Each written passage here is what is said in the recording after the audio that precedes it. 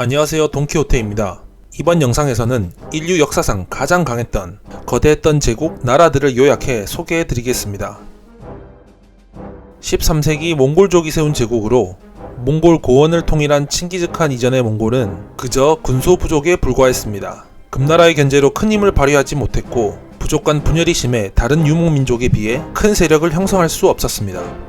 그러나 1189년 태무진이 몽골의 부족들을 하나로 통합하고 1206년 당당히 몽골 제국을 세우면서 칸의 자리에 오릅니다. 1207년 칭기즈칸은 서하를 공격해 황복을 받아내고 1211년 금나라를 공격해 수도인 베이징을 정복하고 일시적인 항복을 받아냈습니다. 1218년 금나라에 멸망했던 요나라가 서쪽에 세운 나라인 서요를 멸망시킵니다. 1219년 서아시아 지역에서 실크로드를 장악하고 있는 호라즘 정벌을 시작합니다. 호라즘의 모든 도시들은 파괴되었고 수많은 사람이 죽거나 노비가 되었습니다. 호라즘의 무함마드 2세가 사망했다는 소식을 듣고 몽골로 돌아가는 길에 아프칸과 북인도, 러시아 남쪽 공국들을 점령했습니다. 호라즘 정벌 당시 칭기즈칸은 서하에 군대를 보낼 것을 요청했는데 이 요청을 서하 제국은 거절하면서 몽골에 침략의 빌미를 제공합니다. 1226년 몽골은 다시 서하를 침략해 결국 멸망시킵니다. 1227년 칭기즈칸은 서하 원정 도중 사망하면서 이런 유언을 남깁니다. 내가 죽더라도 서하를 반드시 멸망시키고 한 명도 살려두지 마라. 그의 유언대로 몽골은 서하인들을 철저히 사륙해 멸족시켜버렸습니다. 칭기즈칸은 사망했지만 몽골 제국의 정복 전쟁은 계속되어 1234년 몽골과 남송의 연합으로 금나라를 멸망시키고 1236년 바투 수부타이를 필두로 다시 유럽을 공략합니다.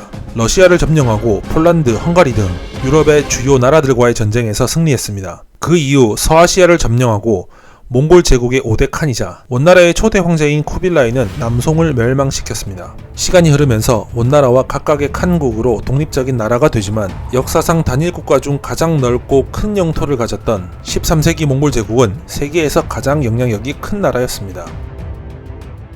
단일 제국으로는 몽골 제국이 가장 큰 나라였지만 영국은 세계에서 가장 많은 나라와 지역을 점령하고 통치했습니다. 전 세계 4분의 1에 달하는 인구와 4분의 1에 이르는 영토를 차지했습니다. 1607년 영국은 미국 버지니아 주의 제임스타운이라는 식민지를 시작으로 본격적으로 아메리카에 진출했습니다. 처음 북미에 진출하여 제임스타운을 건설한 것은 영국 정부가 아니었습니다. 제임스 1세의 허가를 받은 런던 회사가 처음 진출하여 자리 잡은 것입니다. 아무런 정보도 없는 미지의 땅에 정착한다는 것이 쉬운 것이 아닙니다. 하지만 당시 북아메리카처럼 날씨나 지형 조건에 대한 정보, 원주민에 대한 정보 없이 무작정 진출한다는 것은 결코 좋은 일만은 아니었습니다. 처음 100여 명이던 제임스타운의 주민은 4개월 만에 반으로 줄고 1년 만에 정착민의 70%가 사망했습니다.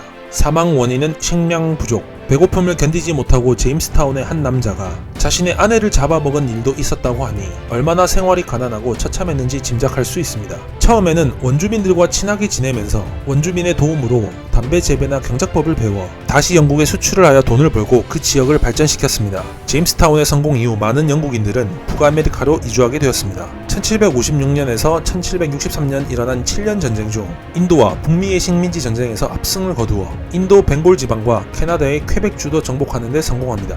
하지만 계속된 전쟁으로 인해 영국 정부의 재정은 계속 악화되고 있었습니다. 결국 북미 식민지에 더 많은 세금을 부과하려다 반발이 심해져 미국의 독립전쟁을 초래하게 됩니다. 결국 1783년 파리 평화조약에서 미국의 독립을 승인합니다. 영국은 미국의 독립을 인정하고 미국이라는 식민지를 잃었지만 당시 영국은 네덜란드와의 해상전쟁 중이었습니다. 1652년부터 영국과 네덜란드는 해상권을 두고 전쟁을 해왔으며 1781년에서 1784년 영국과 네덜란드의 전쟁에서 완전히 승리하면서 세계 해상권은 완전히 영국의 것이 됩니다.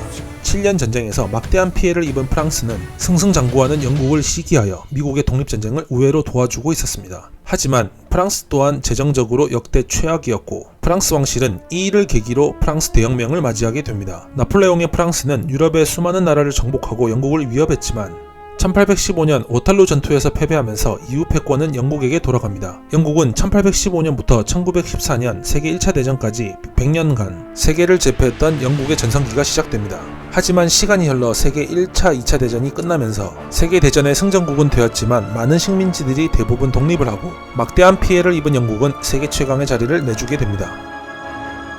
국방 예산만 약 1000조 원이란 뜻의 천조국이라 불리는 미국. 전 세계 국방비 지출 순위 2위에서 10위를 모두 합쳐야 미국과 같다고 합니다. 경제 또한 미국의 경제에 영향을 받지 않는 나라가 없을 정도로 현재까지 미국은 세계에서 경제적으로 가장 부유한 나라, 군사적으로 가장 강력한 나라입니다. 영국의 식민지로 시작했던 미국은 보스턴 차 사건을 계기로 영국을 상대로 독립전쟁을 일으키고 결국 프랑스의 재정적인 도움을 바탕으로 끈질기게 싸운 결과 1783년 파리 조약을 통해 영국으로부터 완전한 독립을 이루어냅니다. 1787년 미국은 헌법을 제정하고 새로운 나라의 탄생을 알리게 되죠. 1803년 프랑스 령이었던 루이지애나를 약 1500만 달러에 사들였습니다. 당시 프랑스 제1통령이었던 나폴레옹의 입장에서 여러 전쟁으로 아메리카 대륙에 제대로 신경을 쓸 수 없었고 버려지는 땅을 미국에 파는 것이 훨씬 낫다고 판단한 것입니다.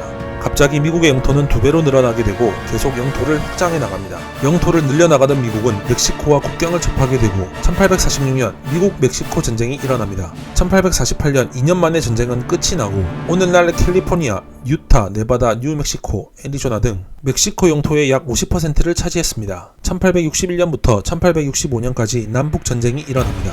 이 전쟁은 미국 역사상 가장 많은 미국인이 죽은 전쟁입니다. 노예제도를 두고 남북이 대립한 결과 노예제도를 지지하는 남부연합군과 기존의 미합중국으로 갈라지게 됩니다. 남북은 서로 다른 경제구조를 가지고 있었는데 북부 지역은 일찍이 산업화 도시화되고 노예의 필요성이 없어졌지만 남부 지역은 농업이 주를 이루고 있었기 때문에 그들의 입장에서 노예제도 폐지는 농업에서 중요한 노동력을 뺏는 것이었습니다. 1865년 남부연합군이 항복함으로써 미국의 노예제도는 막을 내리고 북부를 중심으로 오늘날의 미국이 완성되었습니다. 1898년 쿠바의 아바나로 파견되었던 메이남이 침몰하는 사건이 발생했습니다. 미국은 진상조사 끝에 스페인이 일으킨 것이라 결론을 지었고 메이남 사건을 계기로 쿠바의 독립을 지지하면서 미국 스페인 전쟁이 시작됩니다. 당시 쿠바는 스페인으로부터 독립전쟁 중이었고 미국의 도움으로 쿠바 섬의 대부분을 확보한 상태였습니다. 미국은 관타나모만에 진입하여 쿠바에 있던 스페인 육군을 완파하고 이후 쿠바 독립군과 합류하여 요충지인 쿠바의 산티아고를 함락, 스페인 육군 약 1만 명을 포로로 잡습니다. 스페인을 쿠바에서 완전히 몰아내고